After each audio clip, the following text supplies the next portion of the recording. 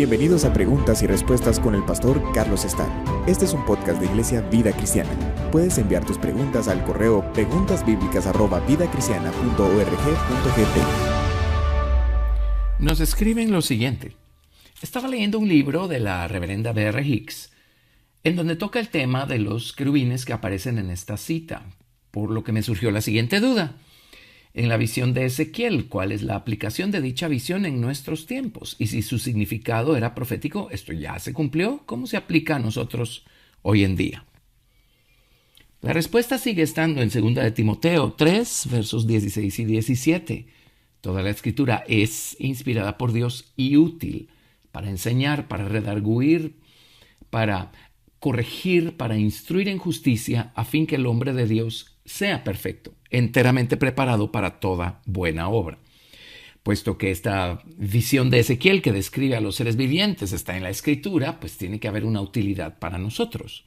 Ahora, este tema es maravillosamente interesante porque efectivamente existen los querubines angelicales. Por ejemplo, Lucifer era un querubín. En Ezequiel 28 le llaman tú querubín ungido, protector. Luego tenemos el hecho que cuando Dios sacó del jardín del Edén a Adán y a su mujer, Dios puso querubines en la puerta, en la entrada, con espadas ardientes que se revolvían por todos lados para guardar el camino al árbol. En el arca, por algo, encima del arca había un propiciatorio que tenía figuras de querubines. Y Dios hablaba, se manifestaba al pueblo de Israel en medio de los querubines. Así es que hay seres angelicales que son querubines. Pero interesantemente, la Biblia menciona a los seres vivientes que tienen una descripción sumamente similar a la de los querubines. Y sin embargo, se refiere a gente o a un nivel espiritual al que un creyente puede llegar, que está descrito o personificado por estos seres vivientes que son similares a los querubines. En Apocalipsis capítulo 5 vemos nosotros descritas algunas cosas. Leamos desde el capítulo 4. Apocalipsis capítulo 4, versículo 6. Y delante del trono había como un mar de vidrio semejante al cristal. Y junto al trono y alrededor del trono 4 seres vivientes llenos de ojos delante y detrás. El primer ser viviente era semejante a un león, el segundo era semejante a un becerro, el tercero tenía rostro como de hombre y el cuarto era semejante a un águila volando. Y los 4 seres vivientes tenían cada uno 6 alas y alrededor y por dentro estaban llenos de ojos. Y no cesaban día y noche de decir: Santo, Santo, Santo es el Señor Dios Todopoderoso, el que era, el que es y el que ha de venir. Ahora, estos seres vivientes tenían 6 alas y la Biblia también menciona a los serafines. Estos son los que se mencionan, por ejemplo, en la experiencia que tuvo Isaías en el capítulo 6.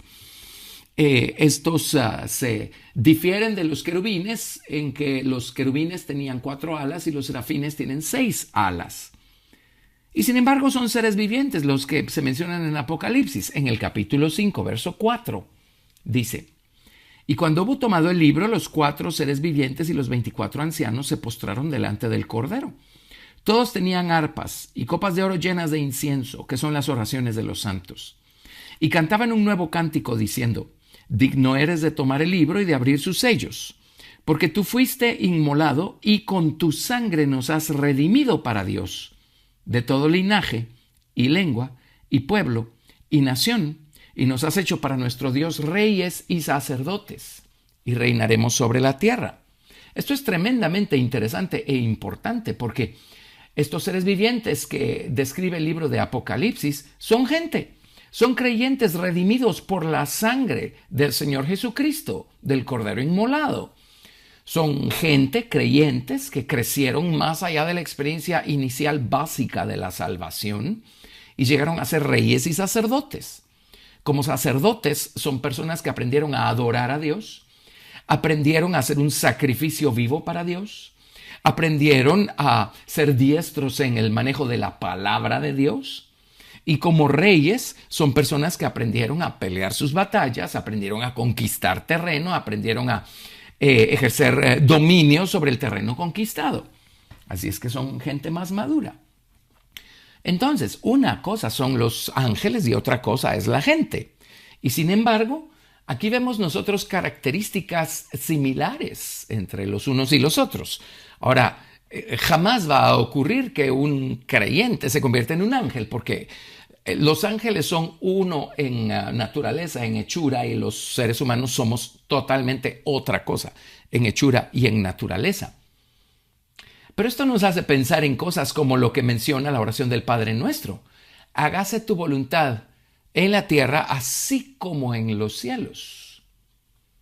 O en otras palabras, aprendamos cómo se hace en los cielos o cómo la hacen los seres celestiales y así hagámosla en la tierra. Entonces, tarde o temprano habrá una similitud entre lo que se hace en la tierra y la manera como se hace y lo que se hace en los cielos y la manera como se hace. Tanto que mencionar, discutir y pensar en relación a estas cosas. Bueno, eso nos lleva a Ezequiel capítulo 1 y la descripción que hace Ezequiel acá de la gloria de Dios y de estos seres vivientes. En Ezequiel capítulo 1 les leo a partir del verso 4. Y miré y aquí venía del norte un viento tempestuoso y una gran nube, como con un fuego envolvente. Y alrededor de él un resplandor y en medio del fuego algo que parecía como bronce refulgente. Y en medio de ella la figura de 4 seres vivientes. Y esta era su apariencia. Había en ellos semejanza de hombre. Cada uno tenía 4 caras y 4 alas. Así es que vámonos deteniendo y comentando. En Apocalipsis tenían 6 alas, pero tenían 4 caras. Y acá en Ezequiel tienen 4 alas y tienen 4 caras. Interesantemente dice, había en ellos semejanza de hombre. Las caras se describen más adelante, así es que sigo leyéndoles. Y los pies de ellos eran derechos, y la planta de sus pies como planta de pie de becerro, y centellaban a manera de bronce, muy bruñido. Bueno, como les digo, están los ángeles, los seres angelicales que pertenecen al nivel de querubines, y están los serafines, y están los arcángeles, y están los ángeles regulares. Y luego está la gente que puede crecer y puede adquirir estas características que se describen acá, tal y como lo vemos en el libro de Apocalipsis. Así es que veamos estas características aplicadas a nosotros. Bueno, tenían 4 caras y 4 alas, ¿verdad? Eso lo discutiremos en un momento. Pero sus pies eran derechos. La palabra derecho significa equitativo, justo, recto. Esto nos habla de su caminar. Así es que si nosotros vamos a ser reyes y sacerdotes como los 4 seres vivientes de Apocalipsis, aprendamos pues de la descripción que se hace en el libro de Ezequiel de estos seres vivientes y de la manera como caminaban, cómo eran sus pies, eran derechos, equitativos, justos, rectos, la manera de caminar. Caminar en rectitud, caminar en verdad. Esa es una cosa que va a caracterizar a un creyente que haya crecido al nivel de rey y sacerdote, no digamos al nivel de la esposa del Señor Jesucristo. Andar en rectitud, caminar en rectitud. Y por supuesto no somos perfectos. Nuestra humanidad tarde o temprano va a provocar que nos tropecemos y caigamos. No es cuestión de si vamos a tropezar o no, solo es cuestión de cuándo y cómo. Pero una persona que anda en rectitud se levanta poniendo su confianza plenamente en la sangre redentora del Señor Jesucristo y sigue caminando. ¿Por qué lo hace? Porque no le toma trabajo discernir que en algún momento dejó de caminar por el camino derecho. Fue tentada, lo que sea, pero no le toma mucho tiempo discernir y entender la diferencia entre caminar por el camino derecho o caminar con pies derechos a empezarse a desviar y empezarse a torcer. Así es que de inmediato se arrepiente y enmienda sus caminos. Caminar por camino derecho es lo primero que vemos acá. Y describe la planta de sus pies como plantas de pie de becerro. Ahora, los becerros están en la lista en el Antiguo Testamento de animales limpios. ¿Por qué? Tenían 2 características. Rumiaban y tenían la pezuña hundida. Ahora, acá se refiere al pie o a la pezuña, una pezuña hendida. Hendida significa dividida o separada. Así es que esto nos habla del principio de vivir apartados del mundo, separados del mundo, buscando apartarnos de los deseos de la carne, buscando apartarnos del sistema de este mundo que está bajo Satanás. Un caminar apartado para Dios, un caminar santificado, separado para Dios.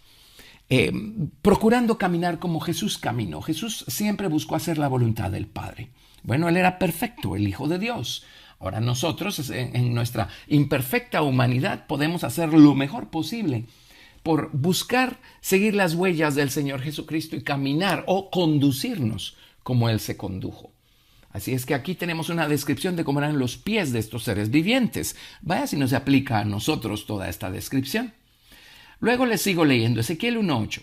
Debajo de sus alas, a sus 4 lados, tenían manos de hombre, y sus caras y sus alas por los 4 lados. Con las alas se juntaban el uno al otro. No se volvían cuando andaban, sino que cada uno caminaba derecho hacia adelante. Las alas se juntaban el uno al otro, dice acá. Estamos en el verso 9 de Ezequiel capítulo 1. Y la palabra juntar significa tener compañerismo, tener alianza. Así es que los seres vivientes nos enseñan a caminar en compañerismo y en comunión con las demás personas, los demás creyentes que también están buscando crecer y caminar como Cristo y ser como Cristo. Tener compañerismo. En otras palabras, en ellos no hay pleitos, no hay celos, no hay contiendas, no hay duda maliciosa acerca de la otra persona. Tener compañerismo. Yo estoy caminando, tú estás caminando. Bueno, toquemos nuestras alas y caminemos juntos. Unamos nuestras alas y convirtámonos en una carroza, en un trono para Dios. Unámonos y juntos demos a conocer al Señor. Juntos seamos llevadores de su gloria. Cuando hay pleitos, cuando hay celos, contiendas, envidias, divisiones, murmuración, cuando nos dedicamos a hablar mal de la otra persona a sus espaldas, ese tipo de cosas hace que no juntemos nuestras alas. Y estos seres vivientes, entre los 4, juntaban sus alas y se convertían en una carroza, en un carro de fuego, en un trono para el Señor. Así es que mientras andemos en pleitos y en divisiones y en esas cosas, no podemos ser parte de este trono o parte de esta carroza de fuego que lleva la gloria de Dios para darla a conocer a los demás. Es necesario que caminemos en este compañerismo. Es necesario que aprendamos a pasar por alto las ofensas de los demás. Es necesario que aprendamos a mantener las manos y los pies limpios, libres de cualquier forma de enojo, de pleito, de ira, de contienda. Y es necesario que juntemos nuestras alas, por así decirlo, en compañerismo. Eso nos va a convertir en un trono colectivo para el Señor y la gloria de Dios se va a manifestar. Si recuerdan en el libro de los Hechos, el día de Pentecostés, los 120 discípulos que estaban en el aposento alto tuvieron 10 días para encontrar este compañerismo. Y lo encontraron. Al final del 10º día estaban todos unánimes juntos. Y entonces de repente vino un trueno y vino un viento recio y se aparecieron lenguas de fuego sobre sus cabezas y fueron todos llenos del Espíritu Santo. En otras palabras, Dios encontró en esta unidad que había entre ellos un trono, un lugar donde descender y manifestar su gloria. Y eso es lo que buscamos y eso es lo que queremos. Queremos ser un trono como individuos para el Señor. Por supuesto, nuestro corazón lo es o debe serlo. Pero también Dios está buscando un trono colectivo. Los 4 seres vivientes, no era uno solo el que llevaba como un carro de fuego la gloria de Dios. Eran 4 que tenían unidas sus alas, tenían juntadas sus alas. Así es que busquemos eso. Ya no hablemos los unos de los otros. Ya no tengamos malicia, malos sentimientos, acusaciones falsas, celos y envidia. Dejemos atrás todo eso, desvistámonos, despojémonos del hombre viejo, revistámonos del nuevo y vamos a cosechar el poder de Dios entre nosotros. Bueno, además de que las alas se juntaban el uno al otro, dice, no se volvían cuando andaban. Y la palabra volverse significa rodear, bordear, evadir. Ellos no estaban evadiendo el dolor, no estaban evadiendo las pruebas, las dificultades. Ellos no estaban evadiendo sus responsabilidades. No estaban evadiendo el llamado que Dios les hizo. No. Ellos no se volvían cuando andaban. Y una vez Dios nos ha llamado y Dios nos ha pedido ser y hacer algo, no evadamos los obstáculos que vengan en el camino o las cosas que Dios haya creado para probar la sinceridad de nuestra elección por Él, y no evadamos nuestra responsabilidad tampoco. Esta es gente que tenía una pasión en el corazón, y esta pasión que había en el corazón se traducía en hechos, en la manera como ellos caminaban. No dejaron que nada los hiciera evadir, rodear, bordear, nada. Cuando andaban no se volvían, sino que cada uno caminaba derecho hacia adelante. Cada uno con su rostro puesto en el objetivo, puestos los ojos en Jesús, el autor y el consumador de la fe. Sigo leyendo verso 10, y el aspecto de sus caras era cara de hombre, y cara de león al lado derecho de los 4, y cara de buey a la izquierda en los 4. Asimismo había en los 4 cara de águila. Esto es muy interesante porque en el libro de Apocalipsis tenían cara de león, cara de hombre, cara de becerro y cara de águila. El becerro es un buey inmaduro. Así es que interesantemente en Apocalipsis se describe gente, los reyes y sacerdotes, que todavía pueden seguir madurando y llegar a la esposa. La esposa está encima de los reyes y sacerdotes en cuanto a experiencia espiritual y nivel espiritual personal. En cambio, aquí en Ezequiel era un hombre, un león, un buey y un águila. En otras palabras, en su rostro reflejaban algún aspecto, algún lado, algún ángulo de la bella y maravillosa naturaleza del Señor Jesucristo. El hombre reflejaba a Jesucristo como el Hijo del Hombre, un hombre perfecto y plenamente unido a Cristo, el Verbo, el lado divino, y plenamente sumiso al lado divino, ¿verdad? Un hombre sabio, un hombre limpio, un hombre que no se estaba ensuciando los pies y las manos con ira, contienda, pleitos, celos. Luego cada uno tenía cara de león. Y esto, por supuesto, refleja a Jesucristo como el león de la tribu de Judá. El león, aquel que si ve carne la devora. Aquel que es el Señor, el Rey, el señoreador. En el lugar en donde está, Él señorea. Cristo está en nuestro corazón, dejémoslo señorear. Cristo está en nosotros, señoreemos nosotros. Como el león en la selva, señoreemos nosotros sobre el ambiente pecaminoso que nos pueda rodear o sobre la tentación que pueda venir en contra nuestra. El león. Y si vemos carne, devorémosla. Por supuesto, no la del prójimo, la nuestra propia. El hombre, el león, el buey, nos habla de Jesucristo como el siervo sufriente. Y debemos reflejar ese lado de Cristo, debemos dejar que se forme en nosotros este lado de Cristo también. Esa sumisión a la voluntad del Padre, a la soberanía del Padre. Esa sumisión al amo, al dueño. Y dejarnos mansamente dirigir, guiar, gobernar por el dueño. Y ser personas que sirven. El buey es un animal manso y sumiso que lleva carga, que hace tareas. Y Dios quiere que hagamos tareas que Él nos encomienda. Y Dios quiere que llevemos cargas que Él nos pone a llevar. Así es que con mansedumbre y con entrega y humildad, hagámoslo. Y luego tenían cara de águila. Y el águila nos habla de Jesucristo, el Hijo de Dios, el que viene de arriba, ¿verdad? El águila se remonta a las alturas y tiene una visión muy aguda. Él puede ver de lejos al objetivo, a la presa. Seamos como el águila y aprendamos a vivir en los lugares celestiales con Cristo Jesús.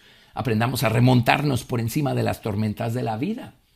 Y aprendamos a que cuando veamos una pequeña serpiente tratando de colarse en nuestra mente y en nuestro corazón, nos aborazamos inmediatamente sobre esa serpiente para devorarla y para prevalecer sobre ella. Estas eran las caras de los seres vivientes. Así eran sus caras. Sigo leyendo. Ezequiel 1:11. Y tenían sus alas extendidas por encima, cada uno dos, las cuales se juntaban, y las otras dos cubrían sus cuerpos. Así es que con dos de sus alas creaban esta unión los unos con los otros para crear un trono para Dios, y con las otras alas cubrían sus cuerpos. Cubrían sus cuerpos. Este es un principio muy importante, el principio de cubrirnos. No solo cubrirnos con la naturaleza mansa y humilde del Señor Jesucristo para que sea Él a quien la gente pueda apreciar cuando nos ve, sino también cubrir nuestro cuerpo físico. Los seres vivientes nos dan testimonio que mientras más cerca está uno de Dios, más se cubre uno. La desnudez es vergüenza. Así es que cubrámosla en todo el sentido de la palabra, no solamente la desnudez moral y espiritual, y esa se cubre con la sangre preciosa del Señor Jesucristo, pero la desnudez física también. Y seamos respetuosos y reverentes a Dios y a los demás. Bueno, verso 12. Cada uno caminaba derecho hacia adelante, hacia donde el Espíritu les movía que anduviesen, andaban. Y cuando andaban, no se volvían. Este principio lo vamos a volver a ver más adelante, pero eran personas que si el Espíritu no los movía, no caminaban. Y es así como Jesucristo caminaba. Y es así como queremos caminar nosotros. Nuevamente, la oración del Padre Nuestro, hágase tu voluntad como en los cielos, así también en la tierra. Y si estos seres no se mueven si el Espíritu no los mueve, aprendamos nosotros de ellos. No nos movamos si el Espíritu no nos está moviendo.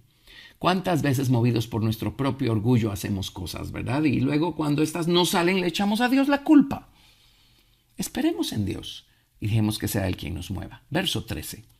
Cuanto a la semejanza de los seres vivientes, su aspecto era como de carbones de fuego encendidos, como visión de hachones encendidos que andaban entre los seres vivientes, y el fuego resplandecía, y del fuego salían relámpagos. Así es que estamos hablando de gente que tiene el corazón encendido. Romanos dice, fervientes en el Espíritu, sirviendo al Señor. Y el fuego resplandecía y del fuego salían relámpagos. Los relámpagos nos hablan del principio de la separación. Cuando hay nubes de tormenta, el relámpago parte las nubes, por así decirlo. Aparentemente las parte en dos. Y luego viene el trueno detrás del relámpago y une otra vez, por así decirlo, las nubes. El principio de separación y de unión. Y mientras más nos separamos de todo lo demás para caminar con Cristo y para servir a Cristo, más unión vamos a experimentar con el Señor Jesucristo.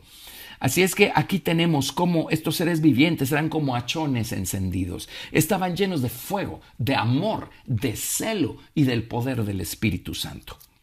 Verso 14. Y los seres vivientes corrían y volvían a semejanza de relámpagos. Y qué gran lección de cómo servir al Señor y de cómo caminar con Cristo. En primer lugar, corrían. La palabra correr en hebreo literalmente significa correr con deleite. Correr con deleite. Cuando el Señor nos manda a hacer algo o pone en nuestras manos algo, Eclesiastés dice, lo que te venga a la mano a hacer, hazlo según tus fuerzas. Qué maravilloso encontrar la oportunidad para servir a Dios, para servir a alguien en el nombre del Señor Jesucristo y hacerlo con gran deleite, correr con gran deleite. Dios no se deleita en que arrastremos nuestros pies para hacer lo que Dios nos pide hacer. Dios quiere vernos correr con gran deleite.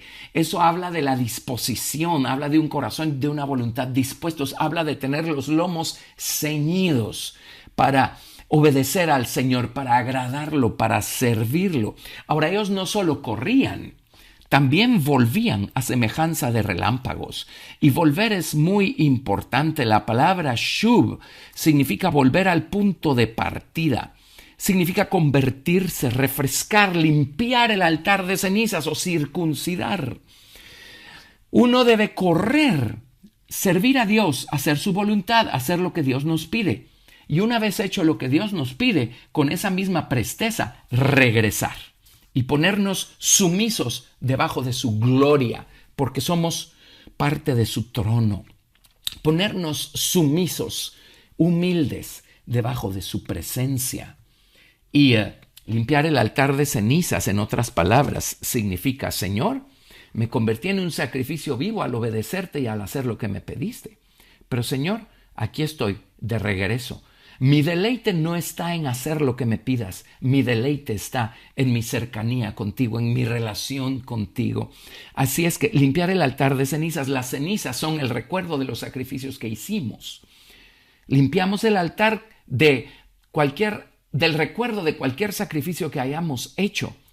Y entonces adquirimos esta postura, esta actitud. Señor, ayer te pude haber servido, pero hoy todavía no he hecho nada para ti.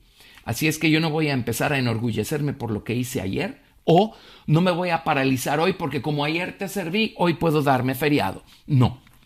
Regresar y limpiar el altar. Limpiarlo de cenizas y decir, Señor, gracias por el privilegio.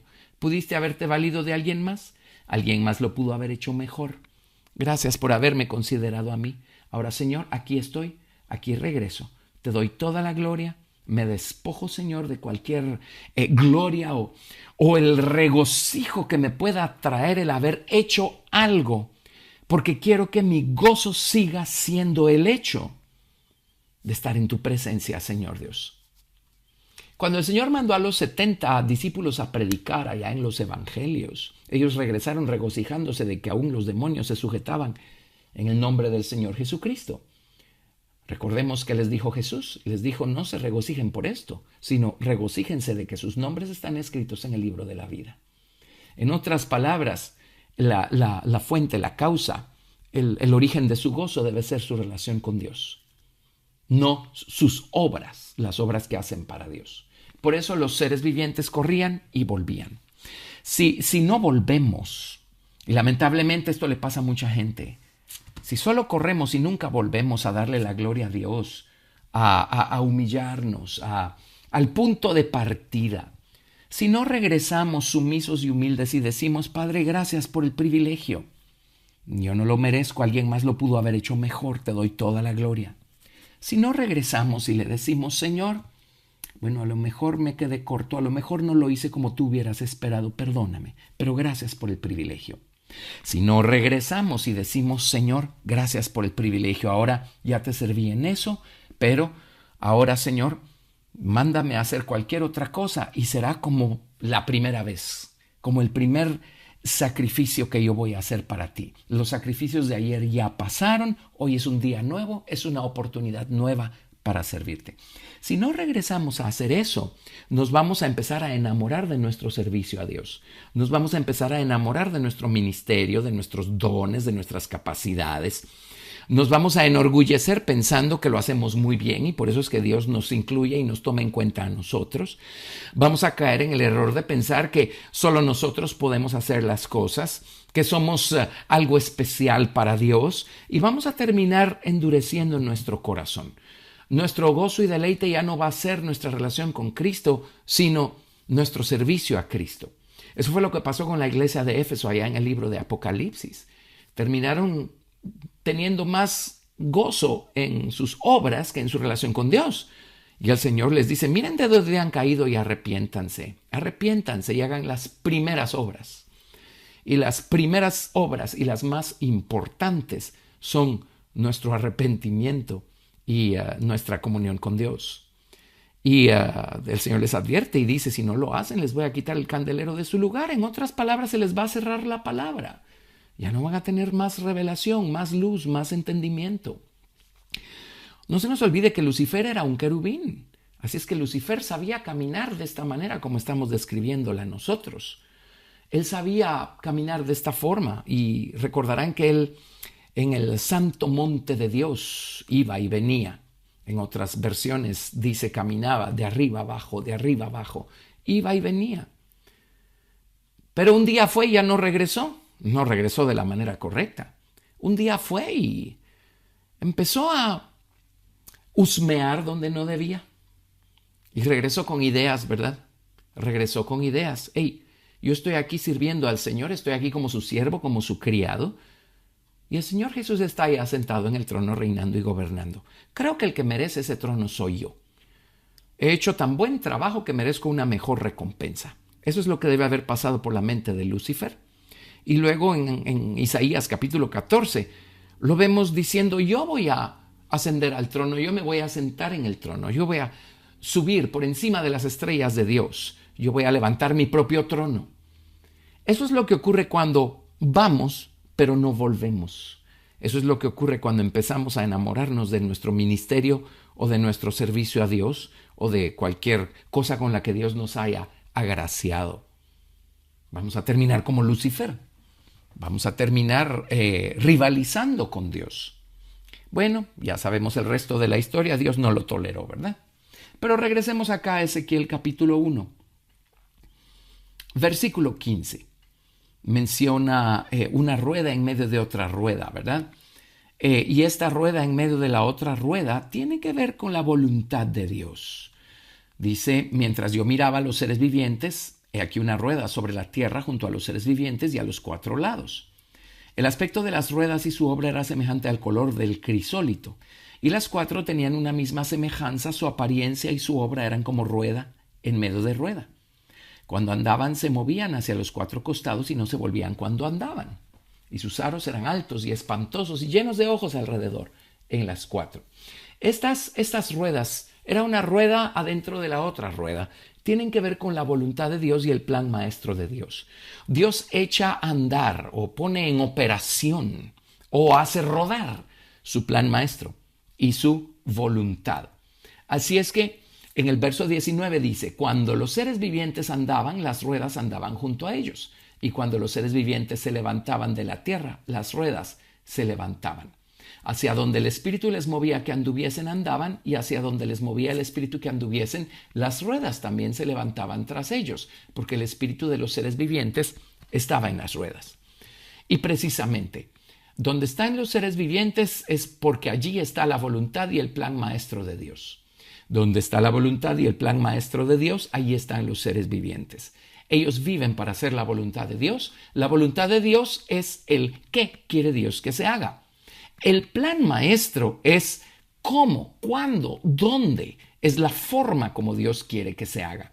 Así es que ellos no solo entienden qué quiere Dios que sea hecho, sino que esperan a que Dios les diga cómo, o cuándo, o dónde. Y ese también es un error que podemos cometer. A veces sabemos en términos generales qué quiere Dios que se haga, pero no esperamos a que Dios nos diga cómo, cuándo y dónde. Y vamos y lo hacemos y fracasamos. Bueno, necesitamos estas 2 ruedas, la rueda en medio de la rueda. Y necesitamos que éstas estén siempre con nosotros y nosotros siempre donde están estas. El Espíritu Santo, Él conoce la voluntad del Padre, Él sabe perfectamente bien cuál es la mente del Padre. Así es que esperemos a que el Espíritu nos mueva.